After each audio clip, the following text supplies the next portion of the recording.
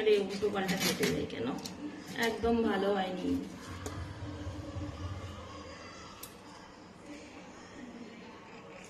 যা হলো কি করবো, পুজো দিয়ে নি।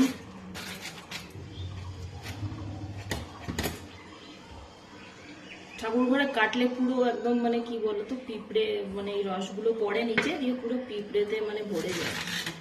তো ওই জন্য কিচেন থেকেই কেটে নিয়ে যাচ্ছি।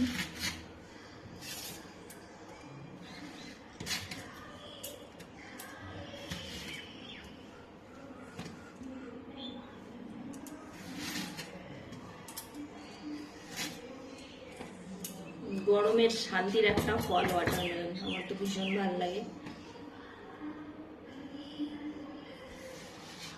তো এনে ঠাকুরকে প্রথমে দেব, তারপরে বাকিটা ফ্রিজে রেখে দেবো। একবার কাটা হয়ে গেলে বলে সেই ফলটা মানে দুবার আর ঠাকুরকে দিতে নেই, তো ওই জন্য প্রথমবার কেটে একটু দিয়ে দিই।